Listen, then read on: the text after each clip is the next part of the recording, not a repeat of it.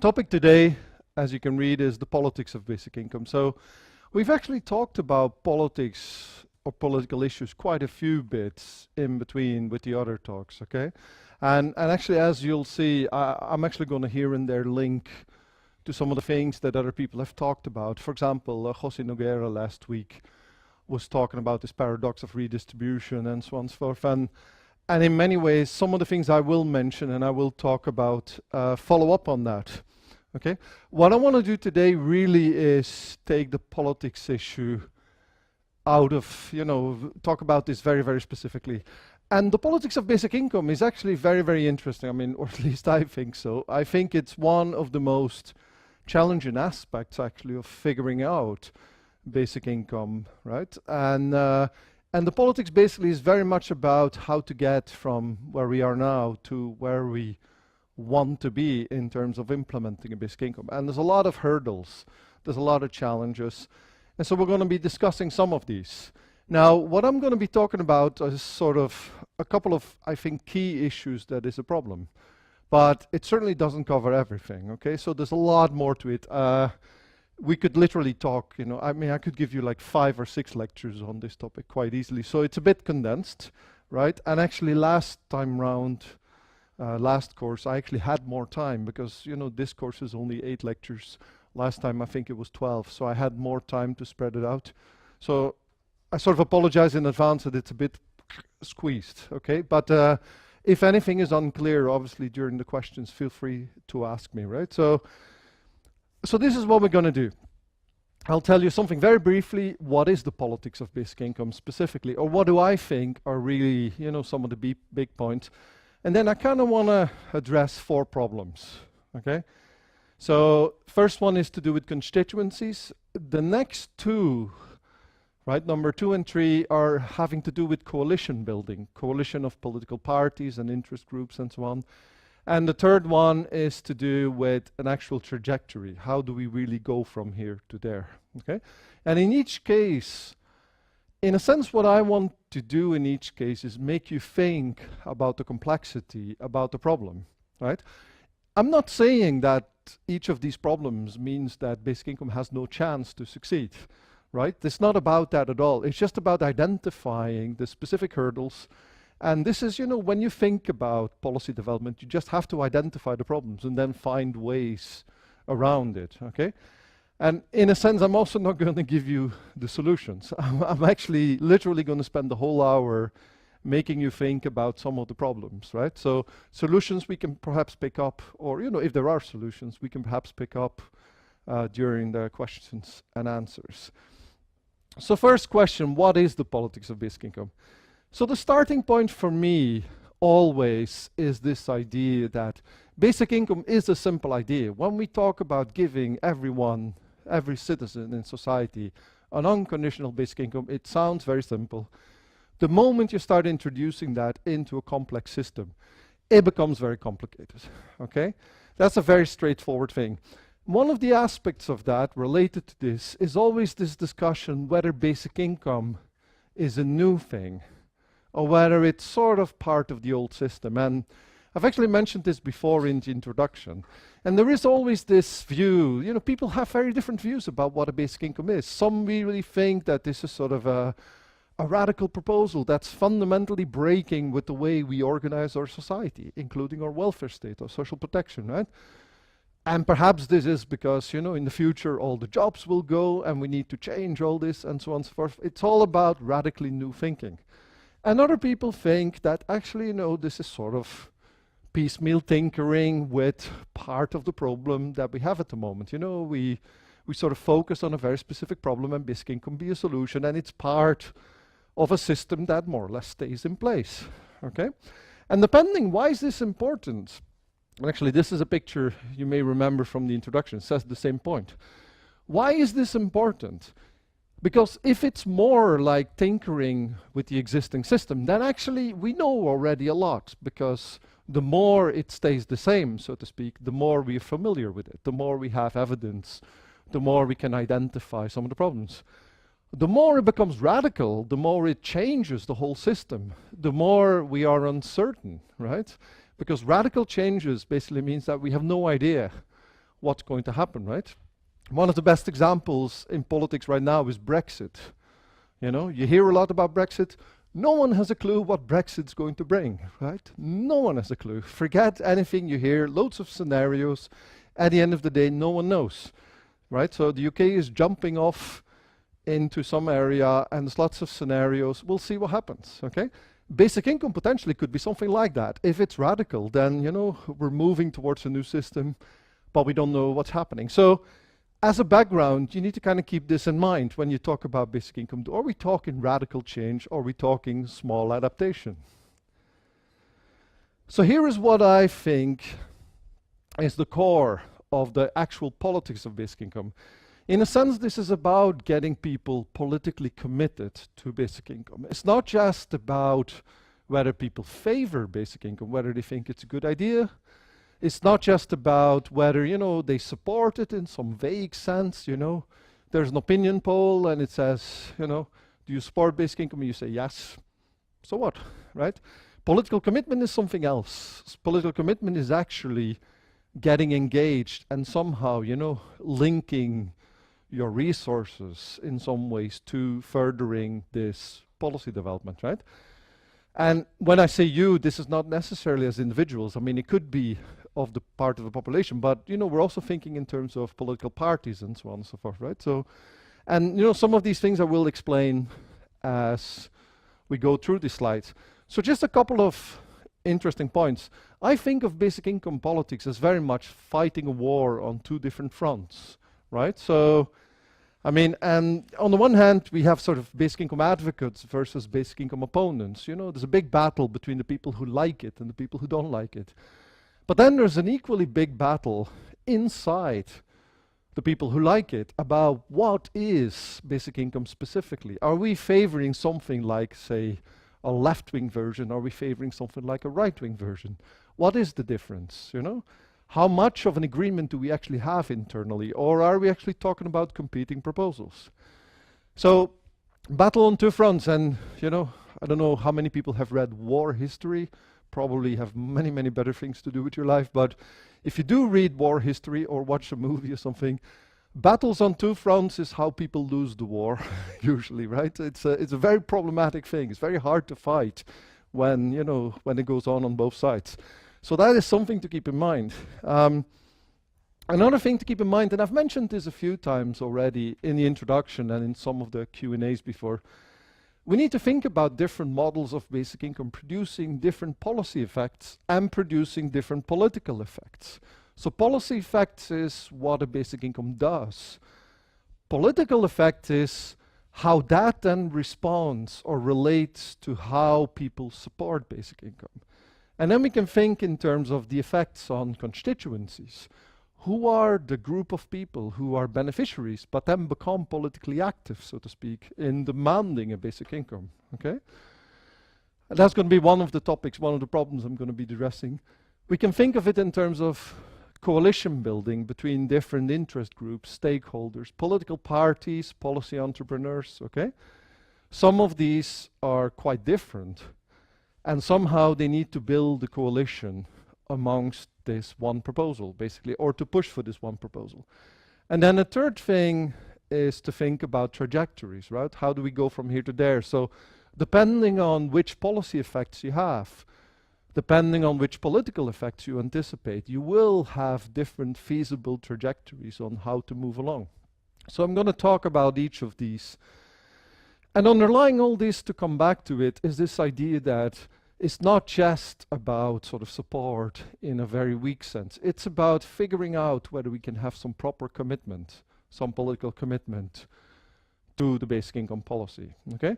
And that's sort of by way of background introduction. So when I think about the politics of basic income, these are some of the things that I think are essential. So let's now see how this flashes out into actual problems. So the first problem is to think about constituencies. So here is a starting point. When we talk about basic income, we often think about who benefits. So, you know, who are the winners and who are the losers in terms of, you know, are you basically, is your life going to improve when you have a basic income or not?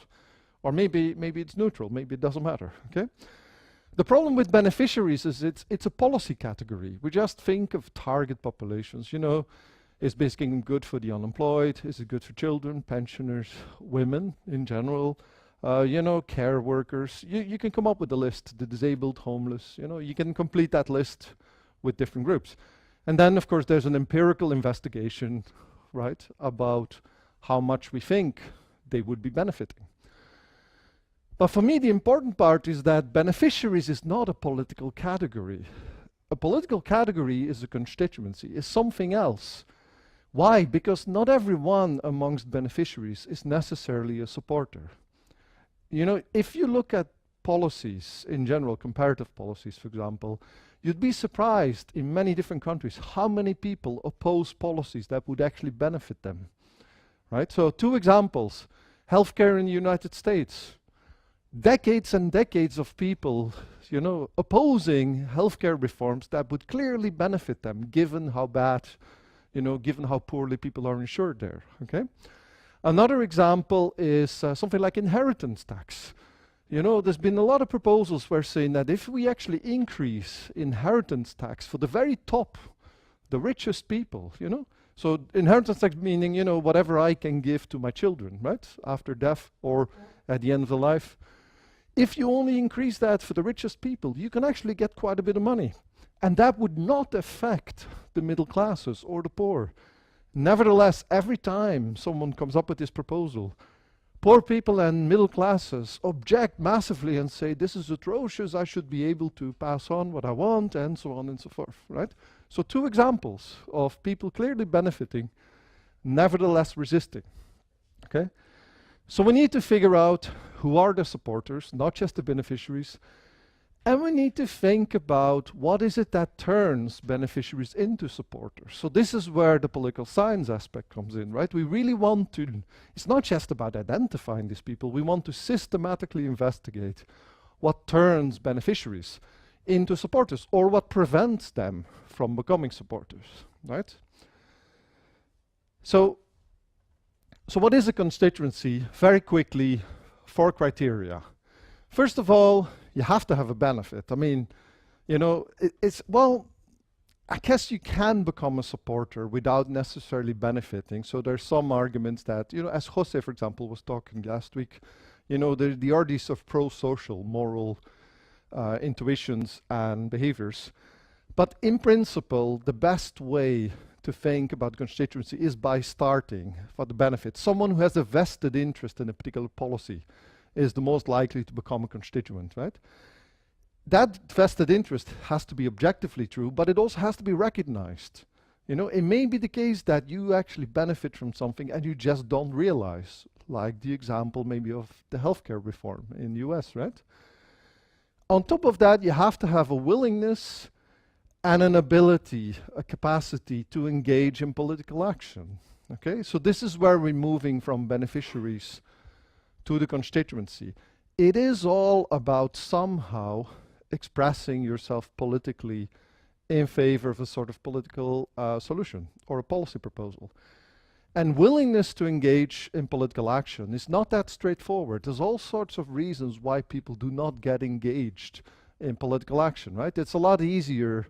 You know, you might favor, say, whatever. Let's say there's protest against climate change, but there's also football on the television, and you think, look, there's already 50,000 people on the street, you know. Doesn't really matter whether it's 50,001 person, so let these 50,000 people go protest. I'll watch the football, and you know, if the protest helps, it's a win-win, right? You know, I have both. So problem, of course, is everyone reacts the same way, then there's not going to be 50,000 people on the street, right? So that's a classic collective action problem.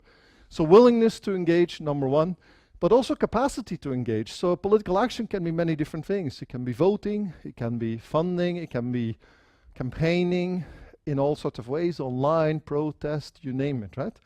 All these things are going to have some cost, of course. But also it means that not everyone is able to do these things. So, for example, in countries where political funding is a big issue, you know, obviously if you're rich, you can spare the funding, then you have a lot of ability to influence. If you don't have the funding, then you can't do that. Similarly, you know, in some places or for some people, spending time on political projects is a possibility. In other cases, like if you already work 2 jobs and you have to take care of your kids, or you're studying in the evening, you know, you have no time. If you have no time, you cannot spend any time on political action, right? So those are the 4 things, right? We need to think about objective interests, subjective awareness, people being willing to engage, and people being able to engage, having the capacity. And on each of these things, there could be a problem, right? So if we can identify ways in which there's hurdles to overcome, then that is, each of these things in some ways can become a problem for someone being a beneficiary of basic income to becoming an actual constituent. So a very straightforward problem, in a sense, is that when we're talking about constituency, broader now, right? So what is sort of a sufficient constituency for basic income? You know, well, I'm not going to put a number on this. You know, it's not about percentages per se. But one of the things we need to think about is marginal winners, which is a problem. So what we want, when we think about a robust constituency for basic income that is able to support basic income, demand, put pressure on the government, if you like, to get the basic income, right? It can't be people who, in some sense, win very, very modestly from basic income, and it can't be a small group either. So we need to have a very strong group, you know, very robust group, large group of people. And in some sense, the more these people actually win, the more they gain from basic income, the more they become a constituency, right?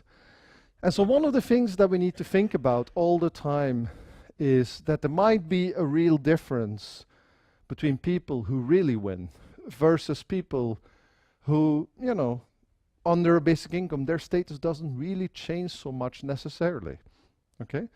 So, I mean, it's kind of a silly example, but I mean, imagine that with a basic income, say 40% of the people win, but out of these 40%, say half of them get maybe like, I don't know, 5 or 10 euros a month extra. I mean, 5 or 10 euros is just not worth it, so to speak, right? These people are not going to go on the streets to protest or something like that, right? That's the general idea. So it's not just about identifying winners and losers, it's also about having a clear idea of how much do people win in a clear sort of sense.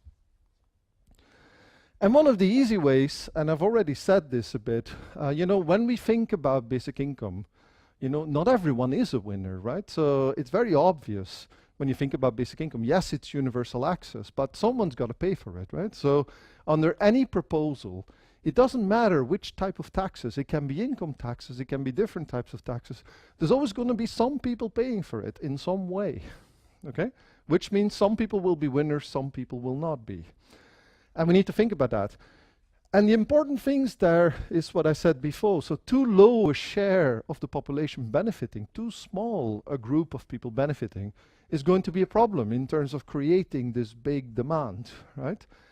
And if people benefit too little, it's going to be creating a problem because these people are just not going to go out on the streets, so to speak, to actually demand a basic income, okay? So we need to think about this in terms of design of the scheme as well. So we have these very modest little kind of, you know, we do a basic income which is sort of tweaking with the system a little bit. In one ways that's fine, that could be very easy to implement. But they may not create a constituency. Precisely, it's just tweaking too much, or too little if you want, you know. It's only doing the tweak, it's not doing much more, right? Which is a challenge. I'm not saying this is the case, I'm saying this is a mechanism we need to think about and then see whether it is the case.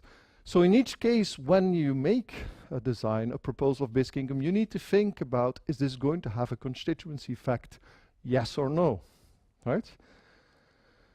So that's the basis, if you like. Now here are 4 reasons or 4 things that could potentially go wrong in trying to expand this. So first one is symbolic contamination. What is symbolic contamination? Well, this is all about framing. So the starting point is that policies are framed sometimes in a good way and sometimes in a bad way. One of the problems with basic income is that it's still often framed as a free lunch. You know, if you're a basic income recipient, you're getting something for nothing, And, you know, people kind of should contribute and should work and so on and so forth. I mean, you know, this should not come as a surprise. I mean, we've talked about this a few times already. So where does symbolic contamination come in is that if this is now attached to a particular group, right? If this is a policy that is attached to some group, other groups, other people who might in principle be beneficiaries may actually refuse such a benefit because it's morally tainted. It's like an infection, you know? So one way in which we see this, there's a lot of evidence, for example, that particular social assistance programs, people often refuse to sign up. They suffer through a lot of things. So for example, you know, in some countries, you know, and especially, I mean, it's not so much the case in the Nordic countries, but especially in, you know, countries like the UK or the US, Canada even, you know, people may be entitled for some benefits like food vouchers, special, you know, especially very targeted programs. But because you have to, you know, reveal yourself as being poor and so on, all these sort of things, people literally refuse to take them. They rather go hungry. They rather, you know, try and find all sorts of ways to survive, sell everything they have before they sign up to one of these programs, even if they're entitled, okay? So the question is, if basic income becomes framed as one of those programs that are, you know, that come with a stigma, with a bad reputation, you know, you may argue, for example, that, you know, say pensioners could benefit from it, but pensioners may say, actually, no, this is a poor people's program, and, you know, this is not the sort of thing that we want, okay? So what I'm trying to say here, in a sense that, in some sense, think of framing as an infection and think of the way that bad framing of basic income could eat into constituency effect, because other groups that potentially could be beneficiaries are actually just going to resist it. They're going to refuse it. And it doesn't matter who these other groups are. It could be pensioners. It could be disabled people who say, look, we just don't want to be looked at the same way as poor people who have no other option. You know, we're entitled to a different set of programs. Okay? So symbolic contamination, big problem. Transparency is another problem, and this is a surprising one. People often argue that basic income is a great policy because it makes it so transparent. It's very clear, you know, what you get. And we like transparency, right? It's very democratic, very accountable. The more transparent, the better. Well, so here is a really interesting fact, or argument if you want, going back for a couple of decades now. Most of the welfare state works precisely because we don't have transparency, precisely because, you know, we're not quite sure at each moment whether we're a beneficiary or a contributor, right? So there is a lot of solidarity. Why? Because potentially programs could benefit me. The moment it becomes very clear that this is a program that will never benefit me, so to speak, but it will benefit them, then you create this distinction between us and them, which means solidarity is going to go down, right? So this goes back to this argument that José Noguera was referring to last week, this paradox of redistribution. You know, redistribution works, universal systems work because it engages the middle classes, and the middle classes are never told that they're contributors, in a sense, right? So this is a system where middle classes think that they could potentially be benefiting, right? The moment you eat into that, we have a problem. So one of the problems with the basic income is it becomes very obvious who is a recipient and who's a beneficiary, so to speak, right? Sorry, who's a recipient and who's a contributor, right? And if that's the case, we may have this effect. We may have this effect that actually it eats into the solidarity, which could be a problem. Again, notice what I'm saying. I'm saying may, right? I mean, empirical investigation would have to show this, right? But it's an established mechanism. We can think about it. We can think of how it could apply. And it could apply in a negative, in a sense, right? It could actually eat into solidarity, precisely because it's, you know, it's making things too visible. There's an argument about competing constituencies. And this is actually something I'll get back to towards the end of the talk as well. We often think about this idea that basic income is great because it benefits so many different groups. But we're just assuming that these groups are kind of happy that it also benefits other people, right? And that doesn't have to be the case, right? So it's not necessarily the case that if we have a basic income that benefits pensioners and children and the disabled and students, right? And then the working age adults and so on and so forth. It's not necessarily the case that they will have this solidarity with each other, okay? So one way in which this might be a problem is because of the framing that I already mentioned. I mean, these groups often frame their entitlements in very different ways, right? So pensioners very typically always frame their entitlements in the sense that, well, I've earned it because I've worked for 20 years, 30 years, 40 years. I'm entitled to this. So you tell these pensioners that they're entitled to a basic income because they're citizens. And they're like, yeah, but what does that mean? I mean, I'm entitled because I'm a citizen, sure, but I'm entitled because I'm a working citizen. I used to work. And then these other guys, they're also entitled to the same thing, but they haven't done the work. You see? So that's where the symbolic contamination eats into this, right? Another way could be just, self-interest in the sense that, pensioners, for example, might say, well, if we expand this, then, it just means there might be less for me, right? Over time or now, we see.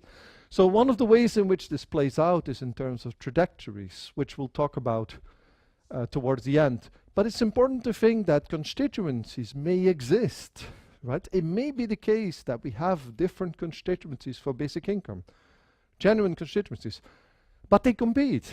And the moment they compete, they don't build a coalition in a sense. So what we want for basic income is one big constituency that acts together. And the competing constituency point eats into that. It basically says internally there's friction, there's competition, right? And then we have the point of ignoring constituencies. So this is quite a different sort of argument. And the argument here is that in a lot of people's proposals of basic income, they often say one of the main advantages that, it's reducing bureaucracy, which means it's going to be cheaper because we can get rid of these bad guys called the bureaucrats. So here is a funny fact. Bureaucracies, turn out to be very, very important in making sure that particular protection programs keep happening, right? There's always a lot of pressure from politicians to reduce costs. There's always a lot of pressures to reduce programs. Bureaucracies over time have often been very, very important in fighting that. They were always the ones who want to keep these programs in place. So the argument here is, if you're fighting against the bureaucrats, you may actually be ignoring what potentially could become a very important constituency once the basic income is in place, right? So this is more about political stability. This is about finding a constituency that can help you keeping the program in place once it's here, right?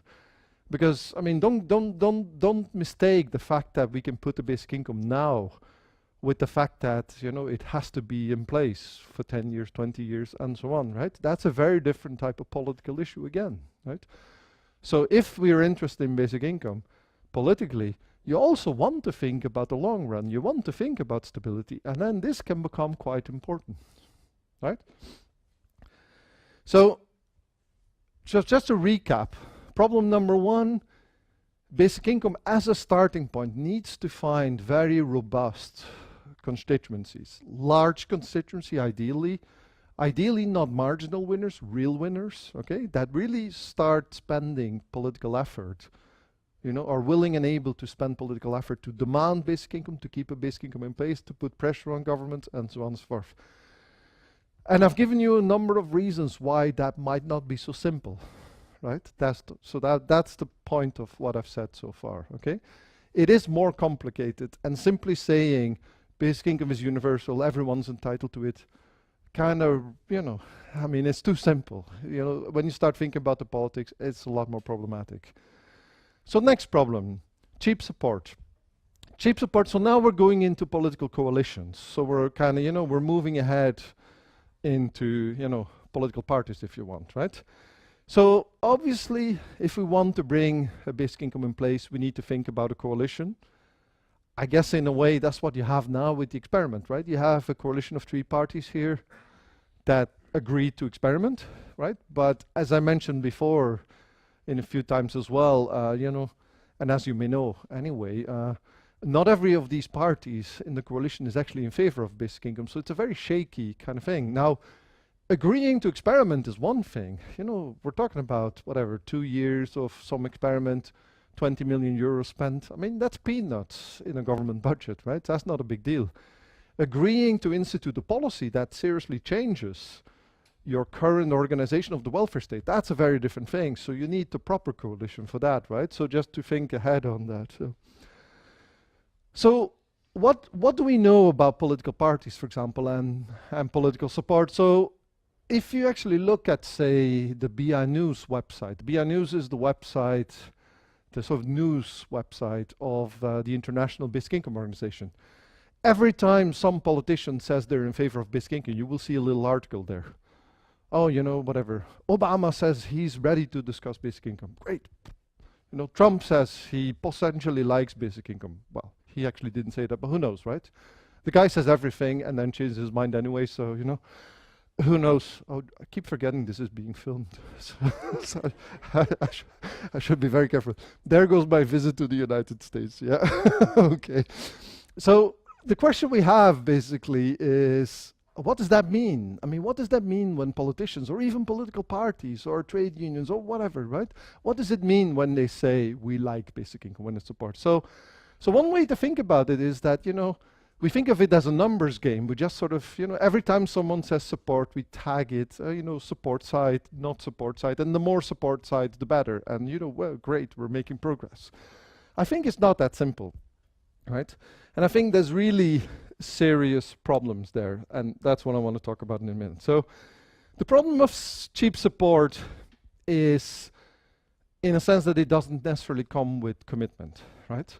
So political commitment to really advance a particular policy or a political solution is something very, very different from just saying that you like it, okay? So here is a list of things that it might mean. I mean, canvassing support, actively promoting, devoting resources, time, money, organizational resources, spending political capital, right? I mean, think of how a lot of coalitions work. It's bargaining, right? It's saying that, look, like you support this policy of mine and I will support this policy of yours. I mean, that's political capital. It's exchange, right? So, you know, you have to give, you have to take. So bargaining, log rolling, and so on and so forth, all these things express some level of commitment, right? And that's what we want, because that is the stuff that really pushes a policy forward, right? So the question then that we have is, so expressing support without the capacity to engage in each of these things is cheap support, right? So, for example, we see a lot of support at the margin of politics. A lot of green parties in Europe support basic income. Now, this is not the, I mean, forget the Greens in Finland for a moment, who are actually sort of, you know, a bit more important than most. In most European countries, or outside of Europe, Green parties are minor, right? They're really, really tiny. They might have 1 or 2 MPs. They play barely a role. So what does it mean when the Green parties say we're in favor of basic income? What do we get for that, right? As you know, if you're interested in pushing for basic income, doesn't matter that the Greens support yes or no. Of course, it's always nicer that they support that they don't support. But do we really, really get value for money here? Well, possibly no. So here's another example, not political parties, but trade unions. I mean, the general story is always that trade unions are against basic income, but that's not quite true. In many ways, trade unions, some trade unions, have always been in favor, not always, have been in favor, right? But if you actually see which trade unions, if you compare them, it's often the smaller ones. It's often the ones that are, you know, have less political power, less political impact on the system. Or it's the ones who operate in systems where trade unions are less important. Right? So again, in Finland, trade unions quite important. So how many trade unions support basic income? Not that many, apparently, right? So in a lot of other countries where trade unions really, they're just there, but they can't really do anything, it's a lot easier for them to support, and they do, right? But again, it doesn't give us, you know, it doesn't give us much value for money, right? So it's cheap in that sense. So here is an interesting counter-argument. People often say, yeah, but you know, Jurgen, you're way too, you know, depressing and pessimistic on this, you know. It's important that these people support now because the Greens potentially could get into government, and at that time it's great because, you know, we have basic income supporters actually in power. I mean, it does happen, right? Occasionally Greens, you know, become part of a coalition government. My problem with that argument is it assumes that this support is sticky. What I mean by that is, you know, sticky as in literally sticks, you know, stays the same. So what I mean by that is, you know, I mean, it's as if political parties don't change their minds over time. Well, unfortunately, that's not true. They change their minds a lot. And they change their minds because at some point it becomes more costly to do something for them, right? So one of the things, for example, that we see is that political parties who are basic income supporters suddenly get into a position where their basic income support can be more relevant, but it also becomes costly to them. You know, it becomes a problem for them as well, right? At which point they change their minds. So one example I have is again the Irish Greens in this particular case. So Green Party in Ireland was always great about pushing their case forward. They ended up in government a number of years ago, well, almost a decade ago, at which point basic income was never mentioned, ever, right? There was a famous sort of little example. The International Congress was in Dublin in 2008. The keynote speaker at the reception was the leader of the Irish Green Party, in government at the time, who managed to talk to a basic income crowd of 300 people at a reception of a basic income conference without singly mentioning basic income ever. So he talked for like 25 minutes about God knows what, never ever mentioned basic income anyway. Why? Because when they were in power, they basically had to decide on a couple of their big priorities and basic income just wasn't there, right? So this is the thing that happens, right? So people in government or people who may be supporting basic income at the margins may become more important, right? Groups may become more important. But that doesn't mean we shouldn't just assume that they will still be supporters or that they're willing to, you know, to commit themselves to it in any sort of way. If they don't commit themselves to it, it's cheap support, right? I mean, again, it doesn't change anything.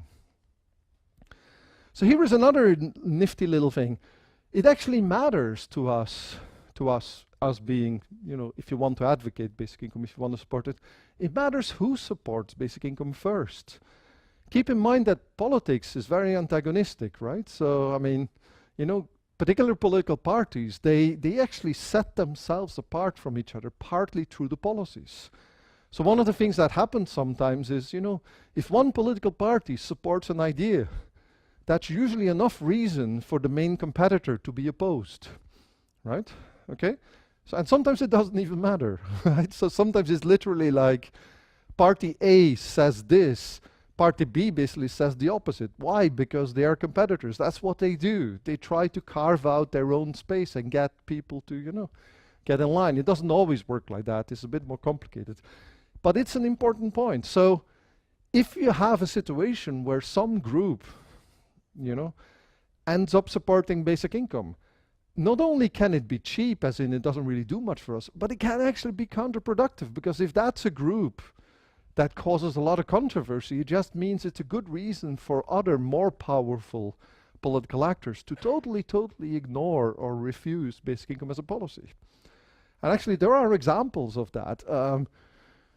I was going to mention Ireland again. For some reason Ireland keeps popping up as an example for bad politics here, but let me take the second example. We often have, say, liberal entrepreneurs, like literally, you know, rich people in various countries who promote a very liberal version of basic income. So we have one of these guys in Germany, we have one of these guys in Belgium.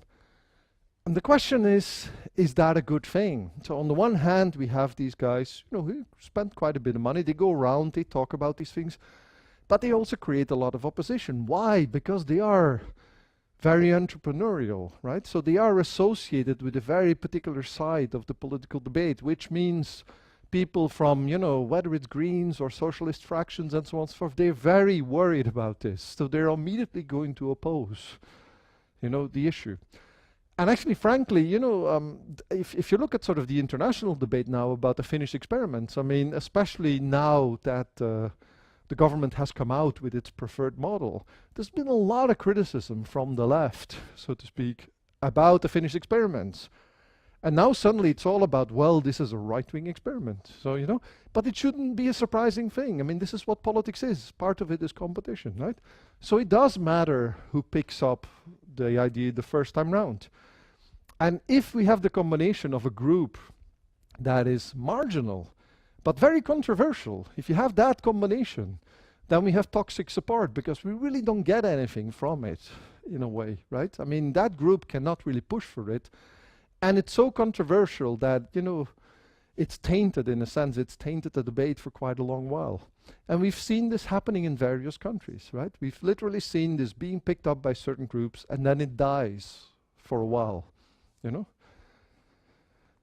So what is the logic of cheap support? So here is an interesting thing. The logic of cheap support is that it's actually cheap on both ways.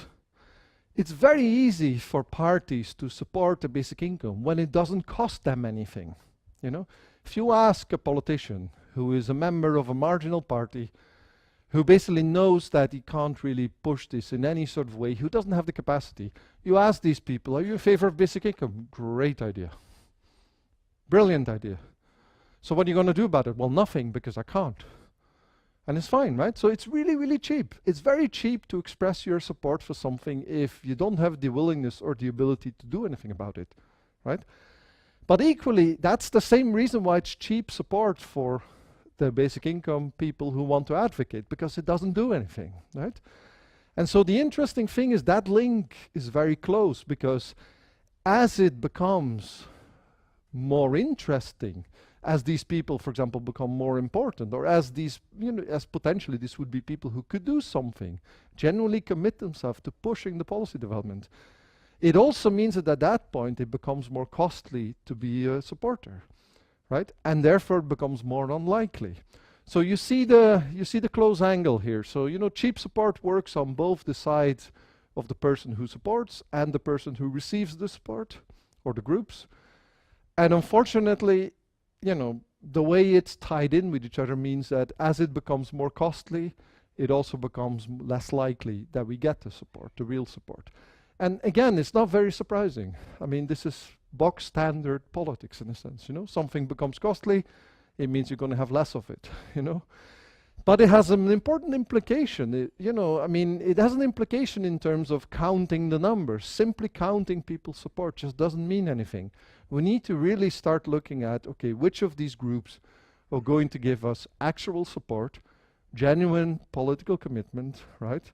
Where are these groups located? Are they marginal? Are they more to the core? And so on and so forth. So we need to find a way to think about political support in a much more discriminatory way. And it actually has a very important strategic element, because if you think of this, say you think of this from a social movement perspective, think about, you know, you're a group of people, you sit together, you want to promote basic income and you want to come up with a political strategy. Who are you going to approach, right? So one of the strategies that the basic income movement had is we approach anyone who even remotely could possibly contribute. It's like, you know, it's sort of it's the universal approach to political strategy. Anyone can join. Has it really helped? In most countries, a lot of these supports didn't do anything whatsoever, right? So the alternative is to really think very carefully about who are the groups, who are the political parties that are most powerful, and how can we approach these, and so on and so forth. So a lot, you know, this logic in a sense has implications in terms of understanding the politics, but also in terms of political strategy, right? Okay, next problem. Still about coalitions. This is the problem of persistent disagreement. So here is a classic quote from one of the leading kind of internet basic income advocates. He comes up with a fancy quote like, basic income is not left or right, it's forward. Great, right? Sounds really, really, really good. You know, it's great. Question is it true? I mean, is it like that? Well, I tend to think it's not. I tend to think that yes, basic income is forward, but it's always going to be forward left and forward right. Okay? What do I mean by that? Well, so the idea basically is that the idea of Scott Santon's, and many people like this quote, right? Is that basic income has this universal capacity to have this grand coalition. People on the left like it and people on the right like it. It's great, right? Everyone's sort of in favor for various reasons. You know, so it's one of the policies that can unite these people. So it all sounds great, right? So, and you know, many people are on the record. I put a list there: Barry, Tory, Suplicy, Standing, Van Perez. These are all big names in basic income movement, if you like, who have come out very explicitly saying that this is the main political advantage of basic income, that everyone, you know, we can have this agreement, this shared support across the big political divides, you know, Green parties, left parties, right parties, Christian Democrats, you name it. All sort of in favor one way, or, you know, not necessarily the party in favor, but you find supporters in each of these parties, so we can work on that, you know. There's nothing about these proposals that is either left or right and pushes them aside. So I think that's wrong. I think it's wrong because people only think of basic income as an idea. The moment you start thinking of basic income as an actual policy, my worry is that it does easily, rapidly go back to being left or being right, if you want, you know, or more accurate. There's going to be different models out there, and different groups are going to be supporting different models, right? So we see, for example, big disagreements about the level of basic income. We see big disagreements about the funding strategies.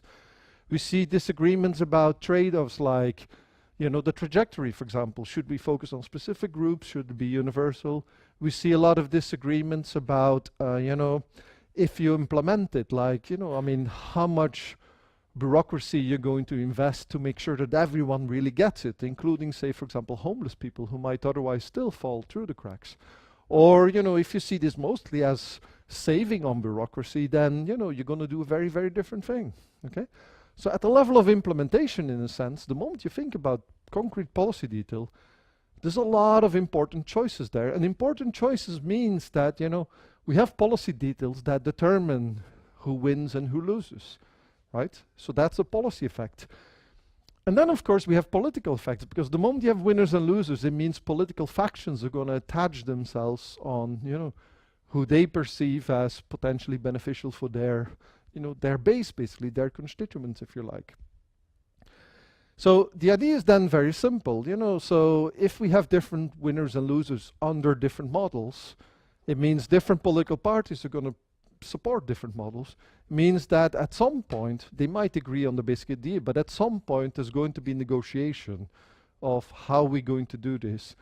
And it could be serious disagreement, and it'll come back, you know. And it could potentially be enough disagreement that it kind of cracks and it falls through, right? So one example I have here, this substitution rate basically means, you know, how many programs are you going to replace with the basic income? So if you're on the left, so to speak, you want a baseline basic income, and you want to have a lot of other assistance programs on top of that, or support programs, right? Social assurance, assistance, you know, other types of non-money kind of type of support for poor people or unemployed and so on and so forth. If you're on the right-hand side, you're thinking basic income is this great policy. I can replace a lot of programs. It's going to be more efficient. I'm going to be, you know, not wasting any money. But also, it's just a good excuse to kind of get rid of a lot of programs that I want to get rid of anyway, right? Two very different strategies, right? So that's one big example here. So, trying to think how much time I have. Yeah. One final argument I want to make here. So one approach that people often say is, actually, you know, maybe this agreement is not such a bad thing, because here is one thing we can have. You know, even if there's disagreement. So imagine, for example, that there's a right-wing basic income proposal, and, you know, you're members of a left-wing coalition or something like that, and you have to decide, are you going to support this or not? You don't particularly like the right-wing proposal. But it is a basic income in some way. And, you know, you've had a whole history of campaigning for a basic income, a more left-wing version, but nevertheless.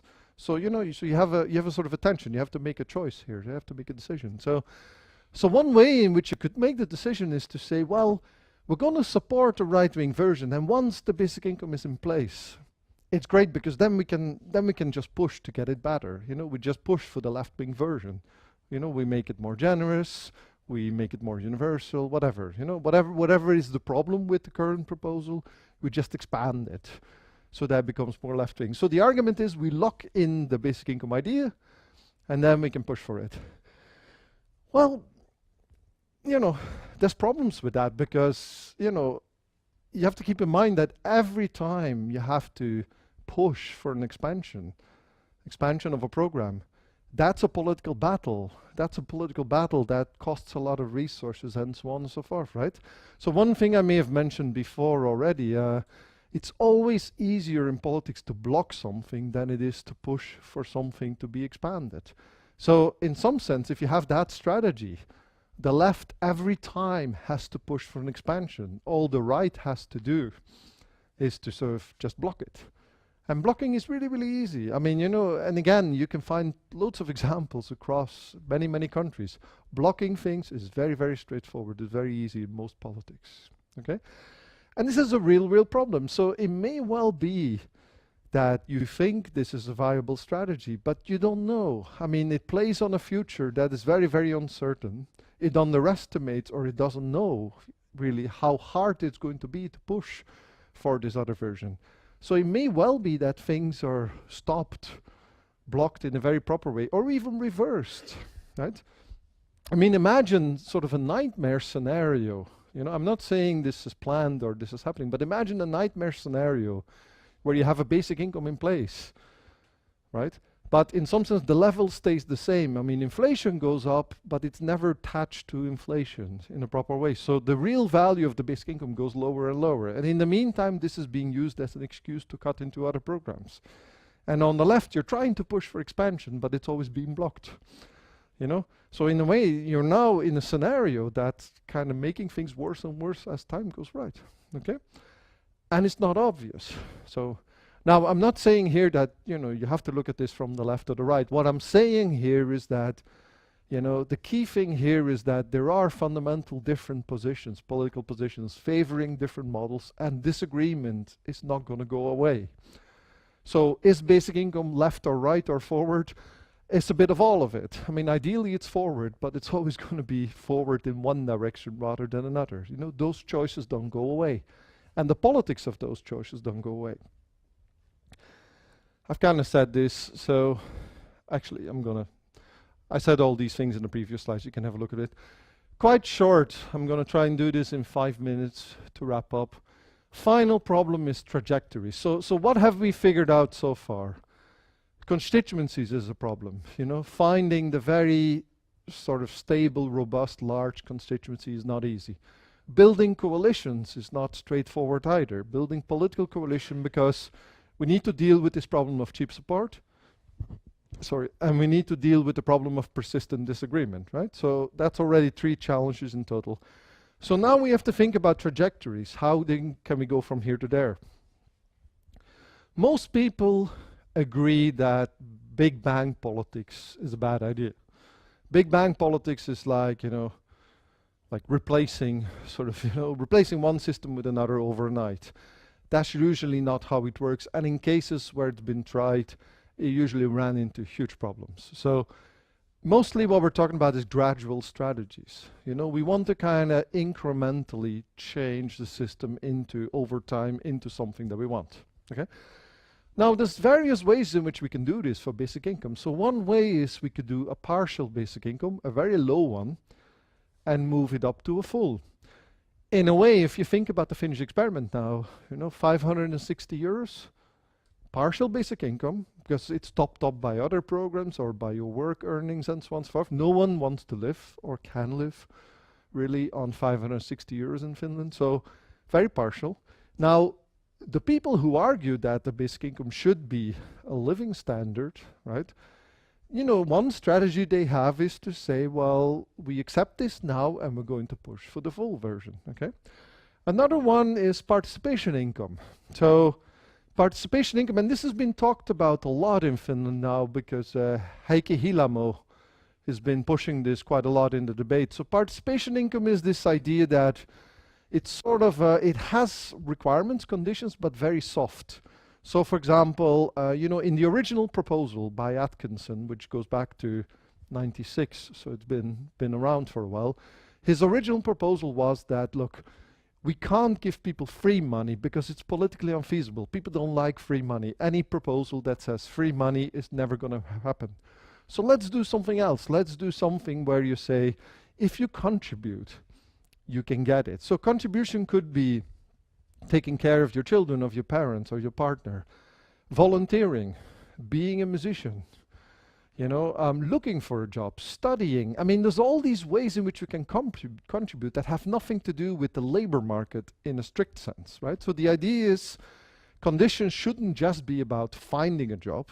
It can also be all these other ways of social contribution in society. We acknowledge that. We acknowledge that taking care of your children is a real thing. It contributes to society, you get a participation income, okay? So one scenario could be, and people have said this, one scenario would be that, we start with a participation income, it's politically more feasible, and then actually over time it rapidly goes to an unconditional basic income. Why? Because think of a moment, think about the administration of participation income. Think about, imagine what we have now in, say, the workfare system, if you like, or the current activation system. People are constantly being checked. If you get social assistance, you need to provide evidence that you're looking for a job, or that you have particular reasons why you're exempted, and so on and so forth. There's constant check. Imagine that we have an administration that checks whether you really care about your children or for your children. Actually, you can care for your children even if you don't care about your children. It's weird, but it happens. If you care for your children, so imagine some guy coming at the door knocking and say, I'm from the Department of Care and I'm checking to see that, have you given your baby a new diaper, how much food, and what about the parents? What about taking care of elderly parents, right? What about, volunteering, So the administration of this, just think about all these things that are social contribution, and now think of how we would implement this in a bureaucracy. I mean, imagine the huge amount of people who have to do this. Imagine the invasiveness, imagine the cost. I mean, it's crazy, right? So once you have that as a system, really, that's not going to work. So many people argue the moment we realize how bad this works, it'll get to an unconditional basic income anyway. I think that's a problem because it could actually just happen the other way around. I mean, instead of becoming unconditional, people might say, well, one way in which we resolve the administration is we narrow the list of things that are acceptable as a basis for getting a participation income. So, volunteering is very tricky to control. Well, let's take out volunteering. It doesn't count anymore. Care work is tricky to figure out. Well, let's take out care work. It doesn't count anymore. So at the end of it, where are we? Well, we're basically where we are now, which is something like, studying is okay, and looking for a job, and having a job. And that's it. So participation income could easily become more restrictive in the same way, right? So that's a reason why I think participation income is a not starter. So the sequential to universal basic income. So this is an argument about starting with a particular group and then moving to different groups. And we'll look at experiments actually. I want to say something about the sequential because I think that's an important argument. So in many ways, the sequential trajectory is very, very appealing, right? So here is here's the logic of it, or this is the starting point of it. If it's problematic to do universal basic income, it's usually because there are certain groups where we think there's a problem. And certain groups means working age adults. So the most resistance for a basic income is against a group of adults because we think they should be applying for a job and they should be working and so on and so forth. So giving those people free money is a problem. It's a lot less of a problem when you think about some other groups. Pensioners, giving free money to pensioners, that sounds like a good idea. I mean, they've deserved it. They're out of the labor market anyway, right? So let's give them a basic pension, right? Makes sense. So let's start with that. Let's start with a basic pension. And then we see, it works okay. And then we move to children. Children are also great. You know, I mean, who wouldn't want to give free money to children, right? You know, eradicating child poverty, excellent, good idea. Children, innocent, they don't work, they shouldn't work. So sounds like good, you know, sounds like a great idea. So we add children to it. Students studying capital, human capital development, good for the labor market in the future, good for society. Having well-educated citizenry, always great, you know, good for the economy, good for anything else. Let's give students some money. Excellent. Then we get into the disabled. Yeah, the disabled, you know, they can't work, but for good reason. And again, you know, we want to ease up on the conditions. We'll give them some, you know, we'll give them some basic income. So before you know it, you have this patchwork, right? Pensioners get a basic income, children, students, disabled, and it starts filling up. And then we have the one big cap, the last one, that's the working age adults. Those are the tricky ones. But, you know, the argument is that over time, we're kind of sort of gotten used to, you know, giving free money to different people. So at the end, it's like, you know, it's a small last step and we'll get there. You know? Who knows how long this is not going to take. You know, it's not going to be 2 years. It might take 10 years or 20 years, who knows. But we'll get there eventually. That's the sequential strategy. So here's my problem again. As I said, this is one of these depressing lectures where everything is a problem. So here is my problem. Why would you think that as we move from one group to another, that this expansion is not going to be resisted, right? So think about pensioners. Why would pensioners think that it's a good idea to expand on this? Remember what I said before. You know, pensioners have the idea that they deserve their basic pension, their free money, because they worked before. So in terms of framing, it's a very, very different thing. They might maybe agree with the children or something like that, you know, yeah, because they have grandchildren, so, you know, and so on. But in principle, they have no reason to think that, you know, this is easy to universalize. This argument, you know, might not quite work as well. There's an economic argument as well, which I mentioned before. You know, if pensioners are self-interested, so to speak, they might quite rightly think that, you know, at the moment there's enough money to grant me a basic pension. And if it gets expanded, who knows? Maybe it means that I have less money, you know. So it's in my interest to resist this, you know. I mean, and of course they say that it's fair anyway, because eventually everyone will be in my situation. So let's just restrict it to pensioners and, you know, like everyone else can get it when they get at that point in their life. So it's not unfair, you know, it's equal in one way, right? So, but you see the point. I mean, if that mechanism works, if that mechanism is valid, and there's good reasons to think it is valid, then, you know, this idea that we can easily expand from pensioners to children and so on and so forth doesn't quite work, okay? It's true that it starts with the easy populations, but it's simply not true that moving from these easy populations to the more difficult ones is going to be that easy, okay? So the sequential strategy seems to be very interesting, but again, we need to really get a better understanding of the mechanisms. And a final point, so what about experimenting as a strategy? So this has recently come up, right? So is there a way in which using the experiments themselves could be a political strategy? And I think this is an interesting one. Again, it's not unproblematic, but I think it's quite interesting. And actually, I do think that one of the reasons for doing experiment, even an experiment as in Finland, which is, you know, has a lot of limitations, right? It's too narrow, it's only focused on Kela recipients, it's too low, yada, yada, yada, all these things, all these complaints, right? Why is it still interesting to do this? Because I think actually it does have some interesting political properties. It's not just about the science, it's about politics. So here's a list of a couple of things it could do. It can raise awareness among stakeholders, general public. Yes, there's been a lot of discussion in Finland, but still a lot of people don't quite know about it. So you have an ongoing experiment. It's a great way to keep the debate going. It's a great way to inform people, right? Keeping open the window of opportunity. I often get the comment when I present some work, people in the audience often ask me, we shouldn't do an experiment, we should do basic income. And I'm like, well, if government was willing to do basic income, then of course we didn't need an experiment. But clearly government isn't willing to do basic income. All they want to do is an experiment. So the only question is, should we do it, yes or no? And if you say no, it basically means there's nothing, right?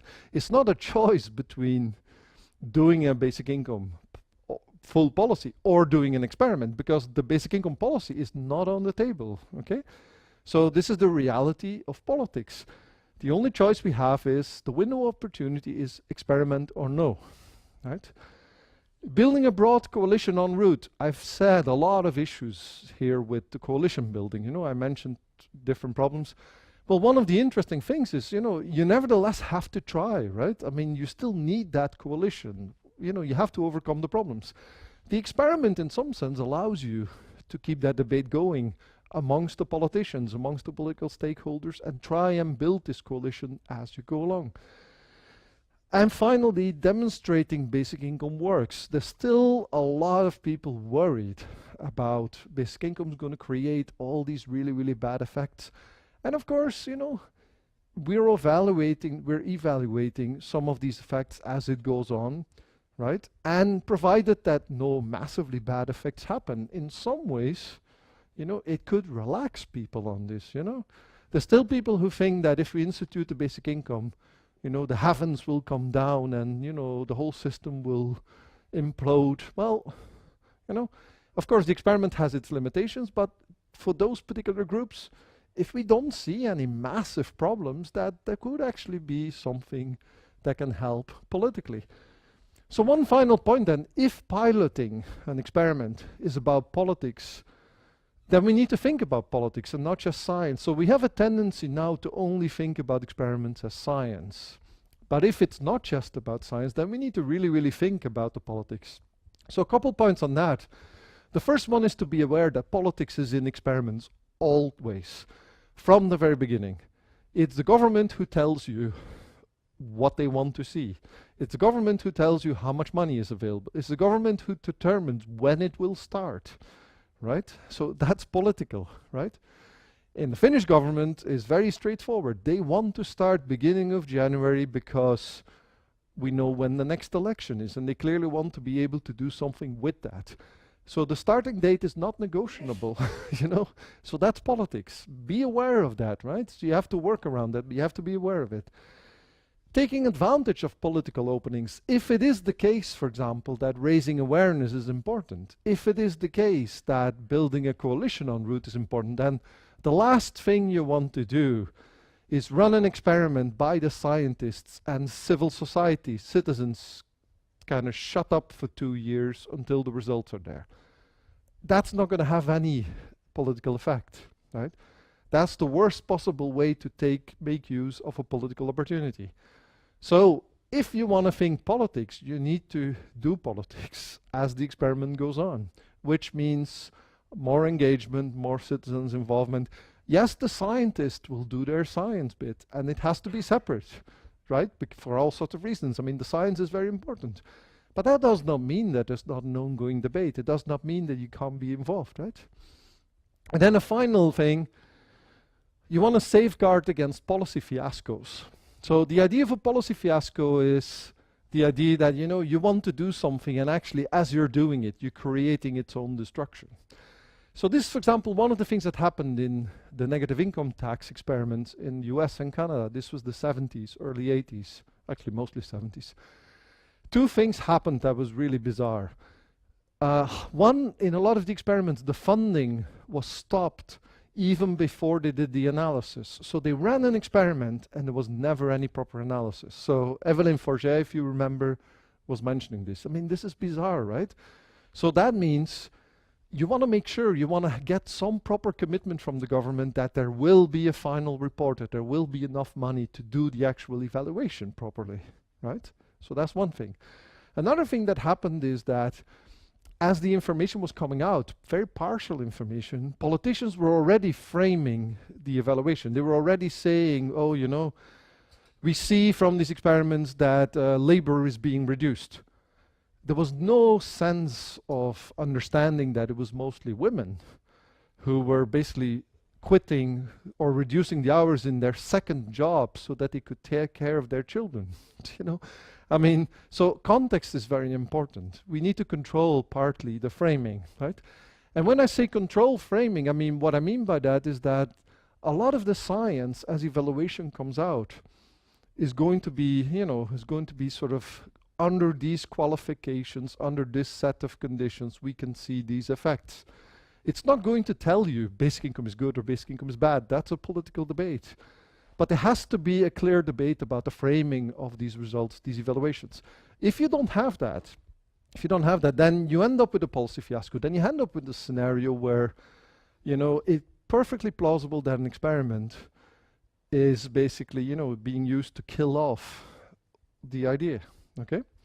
So experimenting as a political strategy, very interesting, but we need to think about ways in which this is part of politics and ways of engaging with it in a very political sense as well, okay? That's it for me for today. Sorry, this took a lot longer than I anticipated, but which is sort of due for the fact of having several lectures trying to squeeze it into the one. Apologies for that, but I hope you got something out of it at least.